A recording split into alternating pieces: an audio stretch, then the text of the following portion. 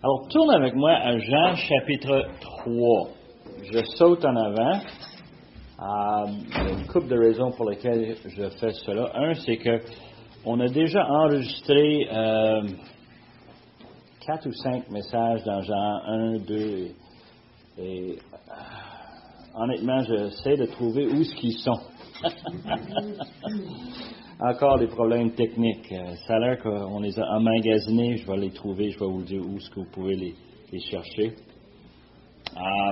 Mais ce matin, j'aimerais qu'on lise ensemble Jean chapitre 3, verset 1, puis on va lire jusqu'à verset 21. Mais il y eut un homme d'entre les pharisiens nommé Nicodème, un chef des Juifs, qui vint, lui, auprès de Jésus de nuit et lui dit, « Rabbi, nous savons que tu es un docteur venu de Dieu, car personne ne peut faire ces miracles que tu fais, si Dieu n'est avec lui. » Jésus lui répondit, « en vérité, je te le dis, si un homme ne naît de nouveau, il ne peut voir le royaume de Dieu. » Nicodème lui dit, « Comment un homme peut-il naître quand il est vieux? Peut-il rentrer dans le sein de sa mère et naître? » Jésus répondit, en vérité, je te le dis, si un homme ne naît d'eau et d'esprit, il ne peut entrer dans le royaume de Dieu. Ce qui est né de la chair est chair, et ce qui est né de l'esprit est esprit. Ne t'étonne pas que je te dis, il faut que vous naissiez de nouveau. Le vent souffle où il veut et tu en entends le bruit, mais tu ne sais pas d'où il vient, ni où il va. Il est ainsi de tout homme qui est né de l'esprit. Nicodème lui dit, « Comment cela peut-il se faire? » Et Jésus lui répondit, « Tu es docteur d'Israël et tu ne sais pas ces choses. En vérité, je te le dis, nous disons ce que nous savons, et nous rendons témoignage de ce que nous avons vu, et vous ne recevez pas notre témoignage. Si vous ne croyez pas quand je vous parle des choses terrestres, comment croirez-vous quand je vous parlerai des choses célestes? Personne n'est monté au ciel si ce n'est celui qui est descendu du ciel, le Fils de l'homme qui est dans le ciel. Et comme Moïse éleva le serpent dans le désert, il faut de même que le Fils de l'homme soit élevé, afin que quiconque croit en lui ait la vie éternelle. Car Dieu a tant aimé le monde qu'il a donné son Fils unique, afin que quiconque croit en lui ne périsse point, mais qu'il ait la vie éternelle. Dieu, en effet, n'a pas envoyé son Fils dans le monde pour qu'il juge le monde, mais pour que le monde soit sauvé par lui. Celui qui croit en lui n'est point jugé, mais celui qui ne croit pas est déjà jugé, parce qu'il n'a pas cru au nom du Fils unique de Dieu. En ce jugement, c'est que la lumière étant venue dans le monde, les hommes ont préféré les ténèbres à la lumière, parce que leurs œuvres étaient mauvaises. Car quiconque fait le mal hait la lumière et ne vient point à la lumière, de peur que ses œuvres ne soient dévoilées. Mais celui qui agit selon la vérité vient à la lumière afin que ses œuvres soient manifestées, parce qu'elles sont faites en Dieu. C'est un long passage. Caché dedans, il y a un verset que tout le monde connaît par cœur. Hein? Et ça nous pousse à poser une question, une simple question. Comment peut-on être sauvé? Comment est-ce qu'un être humain peut obtenir la vie éternelle? C'est une question très simple. Jésus le répond. Et on se pose la question, qu'est-ce que ça prend? La semaine passée, devant l'Assemblée, notre frère René a expliqué les 5 doigts. Moi, quand j'étais petit, c'était les 5 couleurs. On avait un livre avec 5 couleurs, puis on expliquait les 5 couleurs.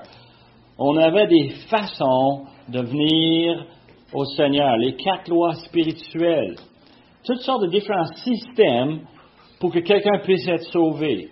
Étape numéro 1, étape numéro 2, ensuite, étape numéro 3. C'est tout bien classifié, bien organisé. Mais il semble qu'en lisant ce passage, on constate que Jésus il y a un système qui est radicalement différent que tout le raisonnement humain. Et un des problèmes qu'on a, c'est que Jean veut nous partager dans cet évangile, il veut nous passer vraiment un message qui est très simple. On l'a vu la semaine passée lorsqu'on avait lu dans Jean 20, versets 30 et 31. On avait vu que l'objectif de l'apôtre Jean, en écrivant cette épître, c'était qu'il a fait beaucoup, en présence de ses disciples, beaucoup d'autres miracles qui ne sont pas écrits dans ce livre, mais ces choses ont été écrites afin que vous croyiez que Jésus est le Christ, le Fils de Dieu, et qu'en croyant, vous ayez la vie en son nom. Et ça nous donne une explication pour Jean chapitre 3. Pourquoi est-ce que Jean a pris l'histoire de Nicodème puis l'a mis en premier plan? Pourquoi il a choisi un homme parmi toutes les personnes en Israël? Il a choisi cet homme-là. Et il voulait démontrer quelque chose de très spécifique par rapport à cette situation. Il a choisi de raconter cette histoire. Et c'est une histoire miraculeuse.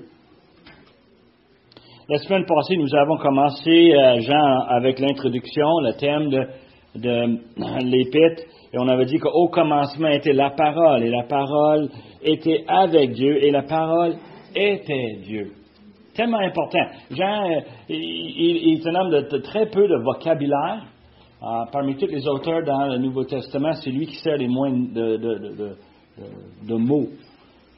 Il semble, lui, figer et de servir de peu pour dire beaucoup.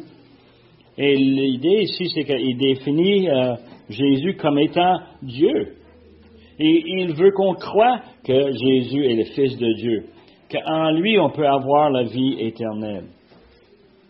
Now, ce matin, nous allons regarder le passage, moi je considère peut-être le plus important pour les évangélistes. Dans toutes les Écritures, c'est la meilleure place à venir à comprendre le salut. Ça a l'air très complexe, mais il y a une logique, un dévoilement qui se fait de part de notre Seigneur Jésus. Je le trouve plus important que l'Épître de Romains, l'apôtre Paul.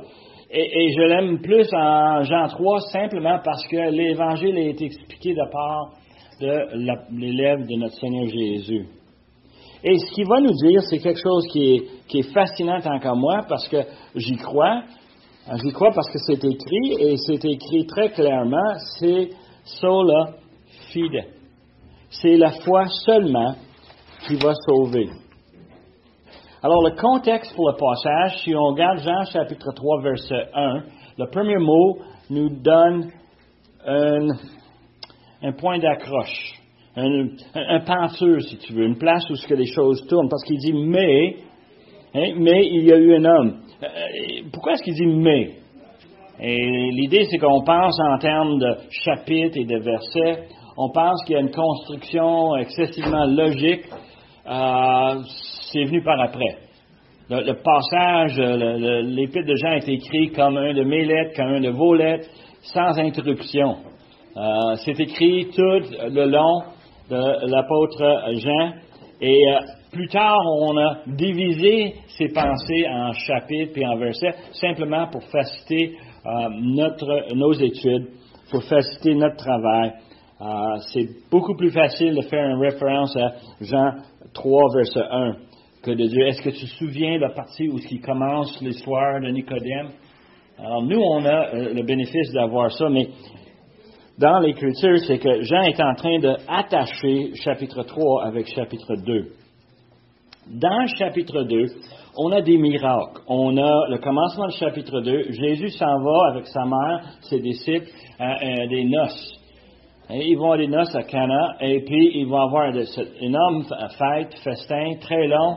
Et devine quoi, il manque de vin pour une fête, c'est pas pardonnable. Et qu'est-ce que Jésus fait? Il transforme de l'eau en vin, un miracle que ses disciples ont vu. Le premier des disciples qui est inscrit dans l'Évangile de Jean.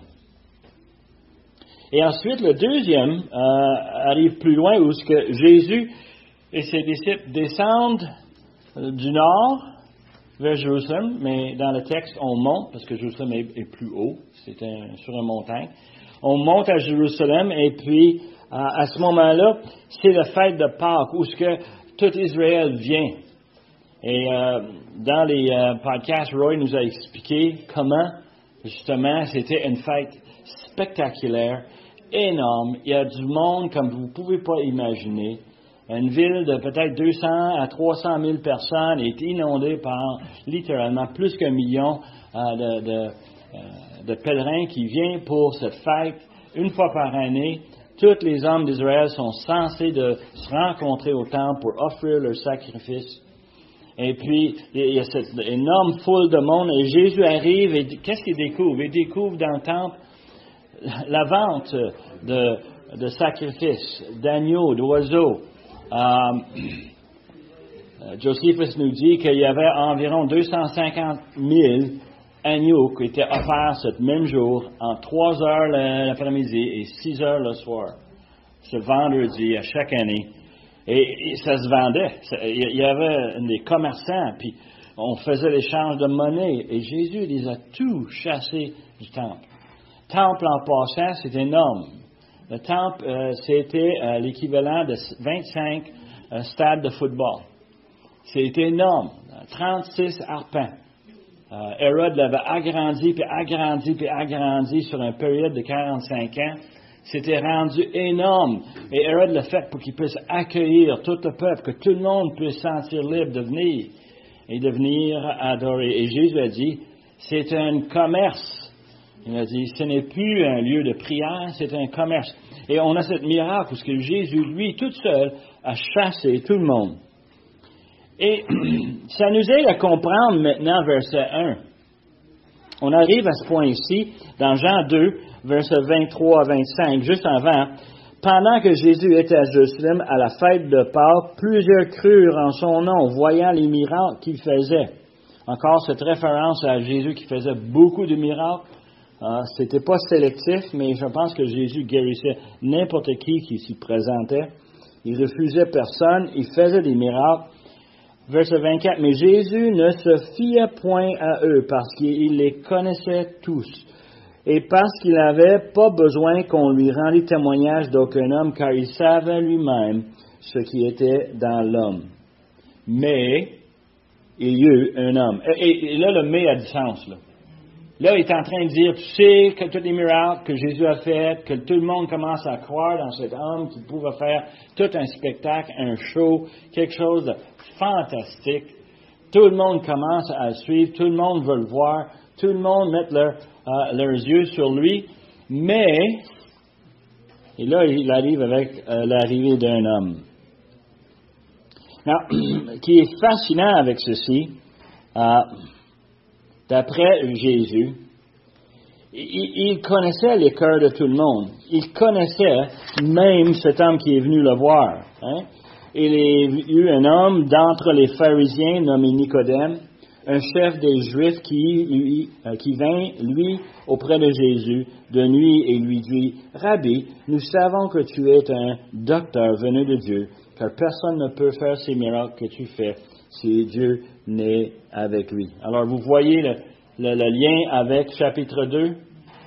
Il arrive, il constate ce que Jésus a déjà fait, il lui donne gloire, honneur, du respect.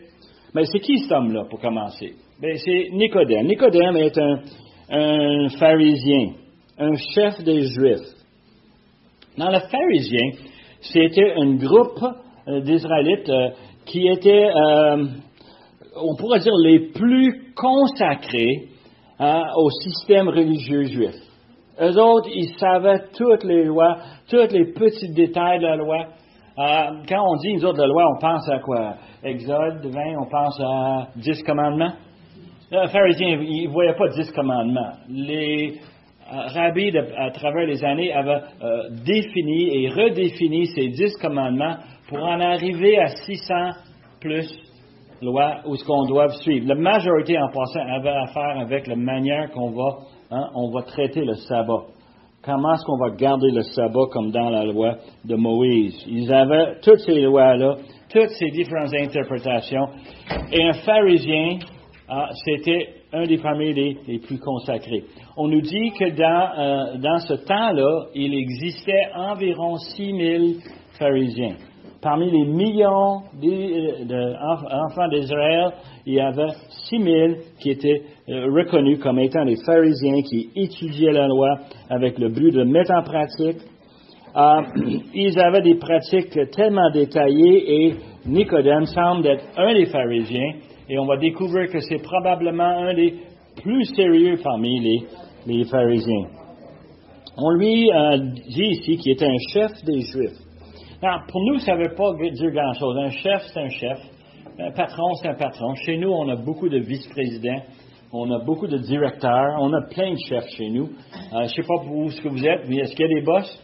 Même à la maison, nous autres, on était 6, puis on avait 6 boss. Il y en avait bien des boss, des patrons, des chefs. Hein? Vous connaissez l'image qu'on a. Mais l'image qu'on a n'est pas ce que Jean est en train de décrire. Lorsque Jean parle des chefs des Juifs, il parle d'un groupe spécifique qui avait la responsabilité de, diriger le peuple d'Israël. Quand les Romains ont pris le pouvoir, ils ont inséré leur armée, ils ont chargé leurs taxes, et en réalité, ils ont dit, pour garder la paix dans le pays, ce qu'on va faire, on va le laisser eux gérer eux-mêmes. Il y a certaines choses qu'on ne va pas leur donner comme permission.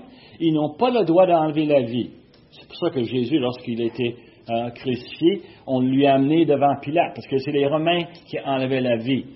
Mais tout ce qu'il y avait sur l'organisation, la structure du pays, comment est-ce qu'on faisait ci, comment est-ce qu'on faisait ça, c'était le Sanhédrin, les chefs des Juifs. Il y avait 70 plus 1 qui étaient en charge du pays. Parmi les Sanhédrins, on avait 3 groupes d'hommes. On avait les pharisiens. On avait parmi eux des hérodiens. C'était des hommes riches, des hommes de pouvoir et des hommes d'influence qui normalement s'accordaient avec Rome. S'il y avait un gouverneur de Rome installé en Israël, eux autres, ils se tenaient proches de lui, on faisait ce qu'il voulait, on s'assurait de garder notre place et évidemment protéger notre argent. Et le troisième groupe, c'était des prêtres. On avait des gens qui étaient des prêtres, qui avaient une connaissance de comment on va gérer le système religieux à Jérusalem. Le plus 1, c'était le souverain sacrificateur qui avait le droit de, je dirais pas veto, mais c'est lui qui tranchait. Et vous pouvez imaginer dans un débat assez féroce, on a 70 personnes, 2 points de vue qui semblent prendre le pouvoir, on arrive à l'égalité divine quoi? On regarde le souverain sacrificateur puis on dit, qu'est-ce qu'on fait? Et c'est lui qui va avoir énormément d'influence. Alors, ce groupe, les chefs, Nicodème fait partie de ce groupe. Parmi les pharisiens, il est assez bien situé pour qu'il puisse être même dans le gouvernement. C'est lui qui, et avec les 69 autres, définissent l'Assemblée nationale d'Israël. Et il vient voir Jésus. C'est fascinant, n'est-ce pas?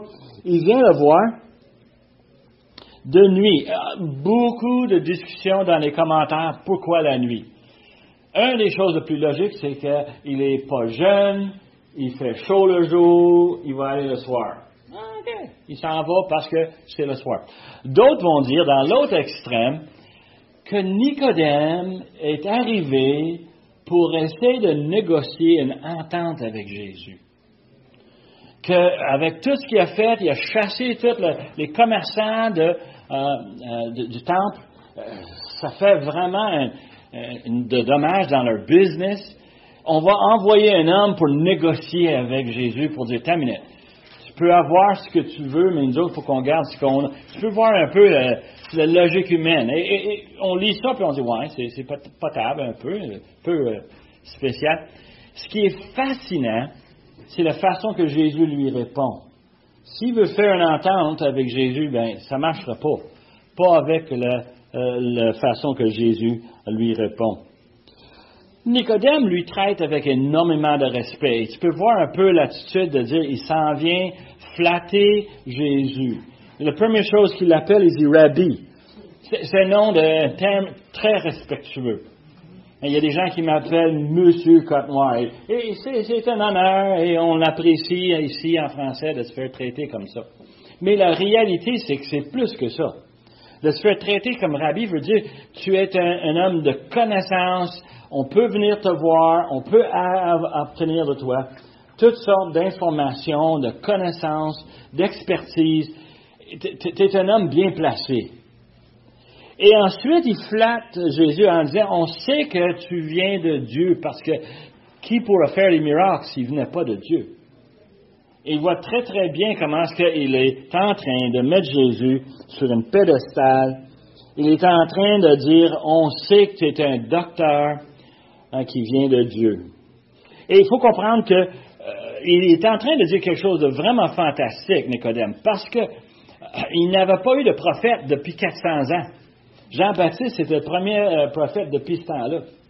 Alors, de dire que Jésus est un docteur qui vient de Dieu, wow!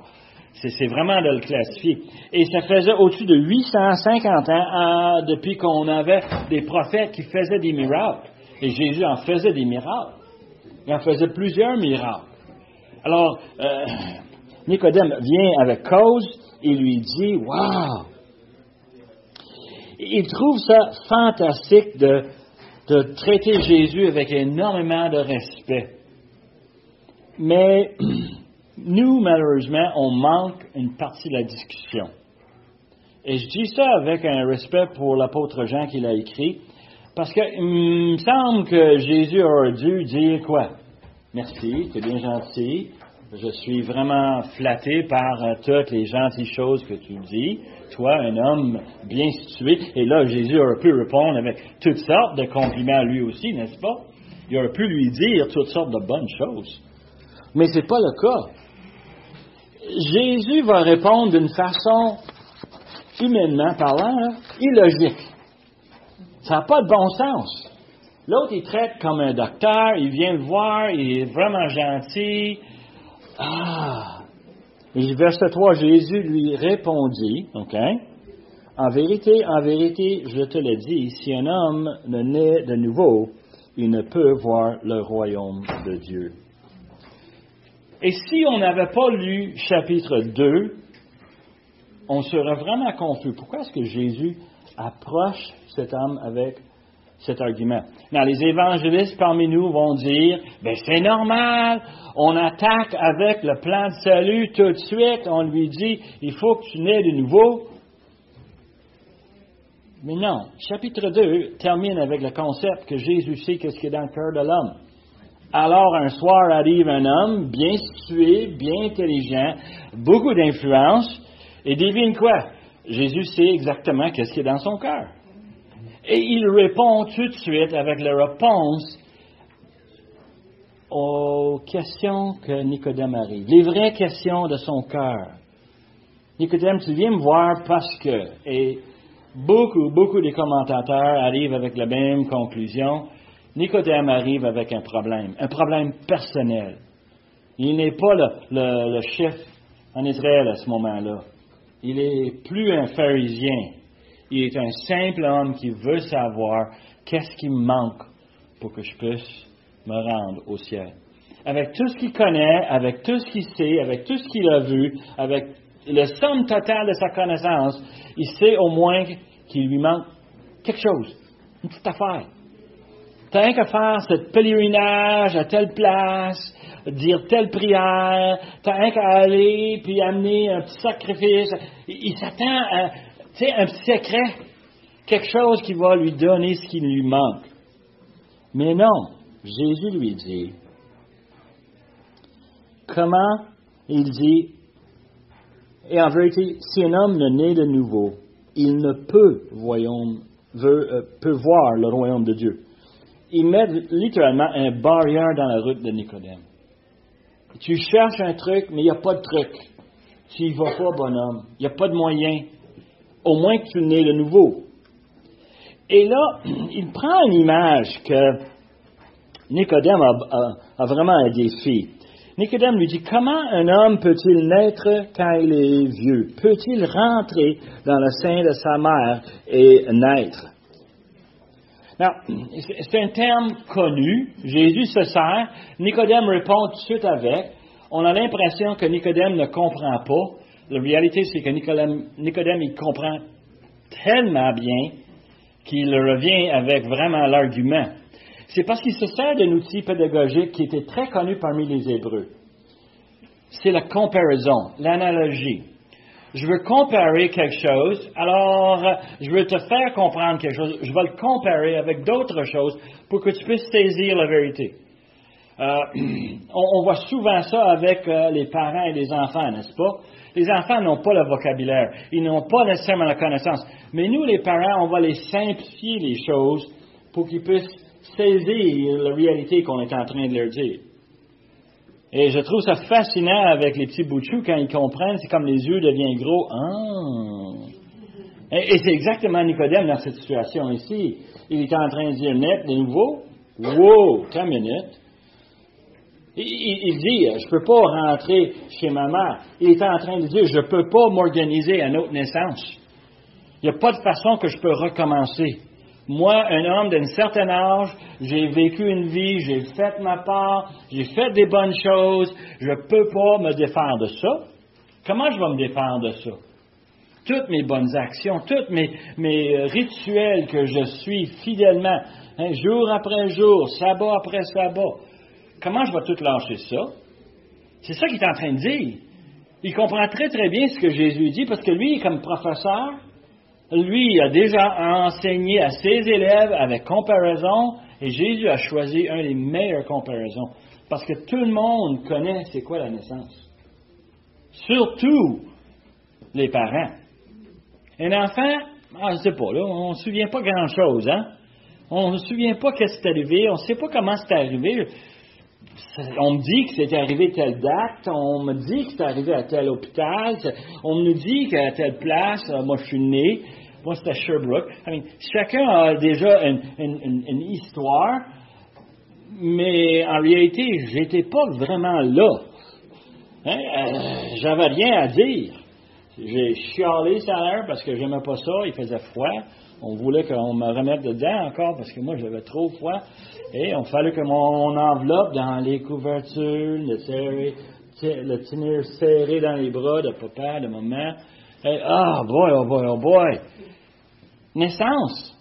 Cette image que Jésus prend, c'est une image parfaite. Le salut est quelque chose qu'on ne peut pas faire nous-mêmes. Ça vient d'en haut. Et ça, c'est fascinant. Le mot ici, naissance, naître de nouveau. Le mot grec pour nouveau a deux sens. Et les deux sens s'appliquent ici. Le sens qu'on prend tous, on comprend, naître de nouveau, c'est une deuxième fois. C'est flambant neuf, de recommencer. Naître de nouveau. Hein? Ça, c'est nouveau pour nous autres, c'est bien. Mais il y a un autre sens qui est vraiment puissant. C'est qu'il faut naître d'en haut. L'idée de nouveau voulait dire que quelque chose d'en haut venait déposer de quoi. Et je peux te dire, honnêtement, quand mes enfants étaient arrivés dans ce monde, les choses ont changé radicalement. C'est les parents qui ont amené dans ce monde un enfant, et devine quoi? Chut, fais pas trop de bruit. Faut lui nourrir. Faut lui changer ses couches. Il y a tout le temps d'autres choses. C'est toute une autre recette. Avant, c'était pas pareil. Avant, là, c'était moi, mon épouse, la vie est rose, tranquille, on fait ce qu'on veut. Hein? Mais non, là, elle est bouleversée par les petits êtres qui remplissent la maison et qui fait tout. C'est les parents, c'est la faute des parents. C'est pas les enfants qui sont arrivés en disant, hey, je veux m'arriver dans telle famille. Moi, j'ai pas choisi la famille. Vous autres, vous n'avez pas choisi la famille dans laquelle vous êtes nés. C'est quelque chose qui a été fait pour vous, par vos parents. Et je n'ai pas besoin d'aller en grande discussion. C'est Jésus qui prend cette image. Né de nouveau, né d'en haut. C'est vraiment quelque chose qui vient où on n'a aucun contrôle, aucune participation. Et cette notion de naissance implique aucun effort de la part de le participant. C'est spécial quand on y pense, hein? C'est un terme qui est connu depuis Adam et Ève. C'est quelque chose qu'on comprend très bien, la naissance. Ça dépend sur les parents. Et moi, je contribue à rien à ma naissance. Et c'est exactement ce que Jésus veut enseigner à Nicodème. Tout ce que tu penses que tu peux contribuer, tout ce que tu as fait, tout ce que tu as appris, ça vaut absolument rien si ça ne vient pas d'en haut. Alors, il répond à Nicodème, verset 5, Jésus dit, en vérité, je te le dis, si un homme ne naît d'eau et d'esprit, il ne peut entrer dans le royaume de Dieu. Ce qui est né de la chair est chair, ce qui est né d'esprit est esprit. Moi, pendant des années et des années, j'avais beaucoup de difficultés à comprendre ce que Jésus voulait dire. Beaucoup de difficultés parce que naissance, on parle ici de naissance de nez d'eau et d'esprit. C'est quoi ça, nez d'eau? Est-ce qu'il faut être dans une piscine pour avoir la naissance? On sait très bien, non. C'est quoi la naissance d'esprit? On peut dire, ouais, peut-être c'est parce que le Seigneur m'a donné son esprit. Il y a une certaine logique, n'est-ce pas, là-dedans? Et beaucoup de différentes interprétations existent sur le sujet. Mais la seule qui frappe, c'est celle qui est de l'Ancien Testament. Jésus est en train de citer un passage dans l'Ancien Testament. Et si vous voulez, je vous demande, pardonne-moi, mais tourne avec moi à Ézéchiel, chapitre 36. Ézéchiel 36, c'est une prophétie qui a été faite, et Jésus le cite. C'est fascinant de le voir ici. Il parle ici de naissance d'eau et d'esprit. Ézéchiel 36. Et c'est Dieu qui parle. Il parle à travers Ézéchiel, l'auteur. Il dit, « Je vous retirerai d'entre les nations. Je vous rassemblerai de tous les pays. Je vous ramènerai dans votre pays. Je répandrai sur vous une eau pure et vous serez purifiés. Je vous purifie de toutes vos souillures et de toutes vos idoles. Je vous donnerai un cœur nouveau et je mettrai en vous un esprit nouveau. J'ôterai de votre corps le cœur de pierre et je vous donnerai un cœur de chair. Je mettrai mon esprit en vous et je ferai en sorte que vous suivez mes ordonnances et que vous observez et pratiquez mes lois. » Il y a un mot dans ces versets qui revient multiples fois, un mot très important. Il dit quoi? Je. Il n'y a rien là-dedans que le peuple d'Israël va faire. Absolument rien. C'est je qui va tout faire. 11 fois dans 3 versets, il dit je vous. C'est Dieu qui va le faire pour Israël. L'action est de celui qui parle, et celui qui parle, c'est Dieu, l'Éternel. L'eau est pour la purification et l'esprit nouveau. C'est une façon complètement différente de voir les choses, d'agir. Tous des cadeaux, des grâces que Dieu donne lorsqu'on parle de la naissance nouveau. Dieu nous donne une purification et nous donne un esprit nouveau. Et il est en train de dire ça à Nicodème qui, lui, professeur de la loi, devrait connaître l'Ancien Testament. Alors, pour comprendre bien, qu'est-ce que ça vous a pris plusieurs années à comprendre? L'eau, c'est le baptême? L'eau, c'est pas le baptême. Alors, c'est pour ça que je ne comprends pas. C'est quoi l'eau? L'eau, je savais que... c'est un acte de purification. Chez nous, on a de l'eau. Vous autres aussi? Et quelle grâce, n'est-ce pas? Froid et chaud, on a le choix. On met un peu de savon. Qu'est-ce qu'on fait? Nous, quand les petits-enfants sont à la maison, ils ont mangé, ils veulent aller jouer, grand-maman leur dit, sans faute, OK, j'entends ça, moi, depuis 15 ans, elle leur dit, va laver vos mains avec savon. Hein? Ils vont dans l'évier, ils vont mouiller leurs mains avec de l'eau. L'image, c'est la purification. C'est pas le baptême. Le baptême n'est pas la purification. Moi, quand je me suis baptisé, ça m'a rien fait. J'ai été baptisé avec mon frère. On a partagé le même baptistère. C'était pas l'eau bien propre. Mais c'est une image de quoi? notre décision de suivre le Seigneur, on l'a accepté comme sauveur personnel, puis on veut l'obéir. C'est un témoignage. Ici, l'eau, c'est une purification. Mais ici, si un homme est né d'eau, ça veut dire que l'homme doit se nettoyer avec de l'eau. C'est un signe de purification. Oui, sauf que le mot est naissance. Qu'est-ce que l'homme fait dans la naissance? Rien. Et c'est pour ça qu'il cite ça à Nicodème, professeur de l'Ancien Testament, en disant, tu sais très bien, je vous donnerai de l'eau pour vous purifier. Je vous donnerai un nouveau esprit. C'est Dieu qui va le faire. C'est pourquoi il donne le terme. Il a dit, tu devrais te laver avec de l'eau. Il n'a pas dit ça. C'est pas quelque chose que tu peux faire. Parce que lui, il veut couper Nicodème puis ses pensées de toutes ses bonnes actions, tous les rituels. Jésus a tendance à dire, ça vaut absolument rien si tu n'as pas l'eau qui vient de Dieu, la purification qui vient de Dieu. J'avais compris que en parlant de l'anatomie, quand un enfant est né, il est enveloppé dans un sac d'eau. Moi aussi, j'avais entendu et ça. Quand la fontaine, je ne sais pas comment, ça se brise, l'eau tombe et c'est le moment de la naissance. Alors, moi, je savais qu'il parlait seulement de la naissance physique. Physiquement, tu nais avec de l'eau et tu dois naître spirituellement après ça. Oui. Je le voyais toujours comme ça. Et il a dit, ici, dans le verset, il a dit, excuse-moi, je tourne une page. Il dit, dans le même verset, qui appuie ton point, OK? Il dit des choses, verset 6, ce qui est né de la chair est chair, et ce qui est né de l'esprit est esprit. Et tu vois un peu où on peut prendre cette interprétation. Oui, c'est ça. Sauf que le problème, c'est que le prochain verset, on a Nicodème qui revient, puis ils disent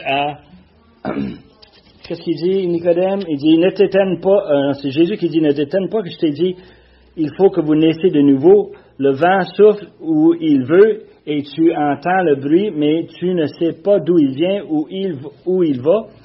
Il est ainsi de tout homme qui est né de l'esprit. Et puis là, on a Nicodème qui dit, comment tu peux faire cela? Jésus répond, tu es docteur en Israël, et tu ne sais pas ces choses. C'est pour ça que moi, j'ai tout le temps pensé, comme toi, physique, spirituel, qui est vrai, n'est-ce pas? Exact. Sauf qu'on parle à Nicodème que lui, il garde l'Ancien Testament. Puis dans l'Ancien Testament, là, il fait une référence à ce que Dieu parle de choses spirituelles en Ézéchiel. Il parle à Nicodème, Jésus, de choses spirituelles. Nicodème, tu fais le côté physique tellement bien. C'est très beau. Tu sais, on s'habille, on se sent bon, on se lave, on est vraiment, tu sais, on est propre. Mais spirituellement, t'es nul.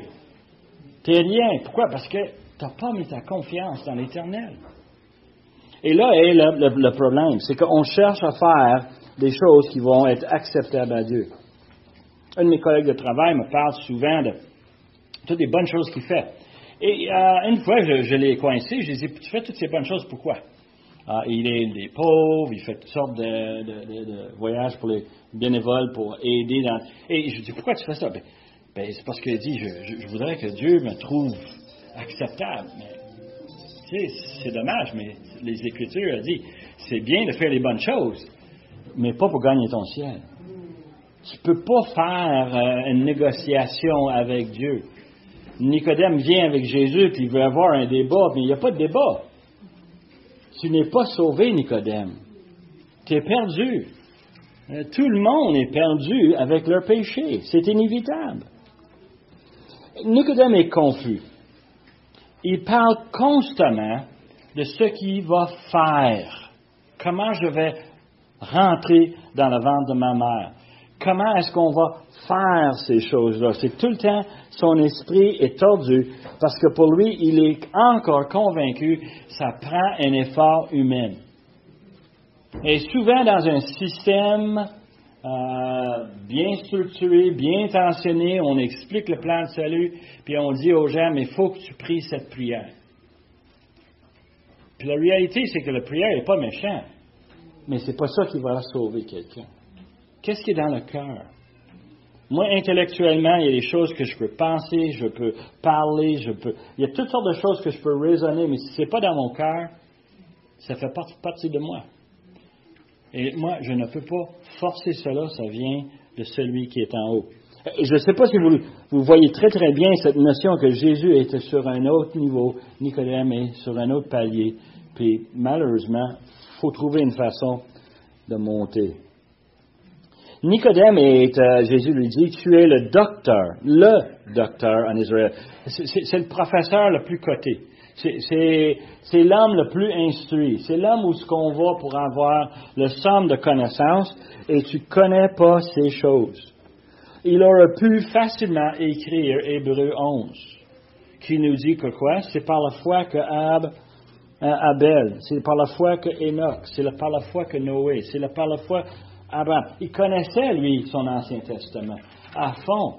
Il aurait dû pour le dire, c'est par la foi. Ce n'est pas par les actes, c'est pas par les œuvres. Et voici le vrai problème. Verset 11, il dit, en vérité, je te le dis, nous disons ce que nous savons et nous rendons témoignage de ce que nous avons vu. Et vous ne recevez pas notre témoignage. Si vous ne croyez pas quand je vous ai parlé des choses terrestres, comment croirez-vous quand je vous parlerai des choses célestes? Personne n'est monté au ciel si ce n'est celui qui est descendu du ciel, le Fils de l'homme qui est dans le ciel. C'est un non-sens pour le raisonnement humain. Mais Jésus le dit à Nicodème, c'est que l'être humain ne peut rien contribuer à son salut éternel. Nicodème, il est né dans la bonne famille, il est dans la bonne nation, il est un descendant d'Abraham, il suit la bonne religion, il suit les lois le judaïsme, et il connaît les lois, il connaît les pratiques, c'est un bon pharisien. Il sait toutes ces choses-là, mais il ne sait pas comment se rendre au ciel. Il ne sait pas comment accepter le sacrifice de Jésus. Et Jésus va lui dire clairement, simplement, il donne une autre image, une image que les gens ne comprendraient probablement pas. Mais en réflexion, c'est évident. Il dit, et comme Moïse élevait le serpent dans le désert, il faut de même que le Fils de l'homme soit élevé, afin que quiconque croit en lui ait la vie éternelle. L'image qu'il donne, c'est dans Exode. Nombre, merci. Où ce que le peuple a désobéi à Dieu, et Dieu a envoyé une maladie, des serpents qui mordent et qui donnent une maladie mortelle, on va mourir. Et qu'est-ce que Dieu dit à Moïse? Construis-toi un serpent en airain, monte-le sur un poteau, n'importe qui quoi? Qui le regarde. C'est banal, quoi. Et puis ça fait toute la différence. Celui qui regarde, il va vivre. Celui qui ne regarde pas, va mourir. Et c'est cette image. Hein? C'est un peu étrange que ce soit un serpent. C'était étrange, mais c'est l'image qu'on a. Et on voit, moi je peux voir toutes sortes de discussions qui peuvent sortir de cela, mais c'est vrai que c'est étrange. Mais c'est l'image connue. J'ai écouté un pasteur qui disait, je pense que c'était MacArthur, qui disait que la serpent, bien sûr, on était toujours habitué à le faire comme une image maudite. Puis, quand Jésus a été sur la croix, il a été venu, il avait comme maudit à cause de notre péché. Très bonne image, n'est-ce pas? Et vous voyez un peu le scénario. Jésus amène ça devant Nicodème, il dit, tu vois cette image? Tu vois ce que... Il va falloir que ça arrive pour que celui qui le regarde, qui croit, va avoir la vie éternelle. Moi je me demande, notre temps s'en va, mais j'aimerais parler un peu de Nicodème comme personne. Dans les Écritures, Nicodème paraît 3 fois. Ici, Jean chapitre 3. Une autre fois, Jean chapitre 7. Et la situation est un peu différente. On est en train de parler de qu'est-ce qu'on va faire avec ce Jésus On a un plan de se débarrasser de lui. On a une idée fascinante. Comment est-ce qu'on va s'occuper de lui? On ne sait vraiment pas quoi faire. Et là, on arrive à cette partie fascinante où ce que Nicodème va simplement dire devant tout le Sanhédrin, est-ce que c'est juste de condamner quelqu'un sans l'avoir écouté? Et la notion, c'est qu'on voit un homme ici qui ne parle pas de la même façon. Il n'est pas aussi confondu que dans Jean chapitre 3, n'est-ce pas? La troisième place où ce qu'on voit Nicodème, on le voit dans Jean chapitre 19. Et devine qu'est-ce que Jean 19 nous parle. Il parle de la crucifixion de notre Seigneur, de l'enterrement. Devine qui était là à l'enterrement de Jésus? Nicodème. Puis il n'était pas là loin sur l'horizon, regardant de loin qu'est-ce qui se passe. Non, il était impliqué. Il amène 100 livres de parfum. 100 livres. C'est incroyable. Ça valait très cher. C'est un cadeau pour un roi, ça. Il vient pour embaumer Jésus, pour le placer dans son tombeau. Je me demande, tu penses-tu que peut-être Nicodème avait commencé à comprendre quand Jésus était sur la croix? Quand Jésus était là, maudit par tout le monde? Et Nicodème est témoin. Il a vu qu'est-ce que Jésus a fait. Il a entendu ce que Jésus a dit. Je suis sûr que ce concept de naissance de nouveau, naissance d'en haut, lui résonnait dans sa tête. Et là, il est en train de regarder Jésus sur la croix. Fascinant. La tradition nous dit que Nicodème a été banni du Sanhédrin. On lui a enlevé tous ses biens. Il est mort pauvre. On raconte toutes sortes d'histoires de cet homme-là. Vrai ou non, probablement vrai, mais dans les Écritures, on voit quand même un changement de cœur qui peut facilement amener à voir ces histoires comme étant vraies. Moi, je suis convaincu que, rendu au ciel, on va être capable de consulter Nicodème, puis dire, as-tu bien compris la nouvelle naissance? Hein? On va être capable de lui parler de ça. Et je suis sûr que lui va nous parler de tout ce qu'il a vu, tout ce qu'il a entendu. C'est tout un témoignage. Il me semble que c'est illogique d'évangéliser comme Jésus a évangélisé. Je trouve ça quasiment pas rationnel pour l'être humain.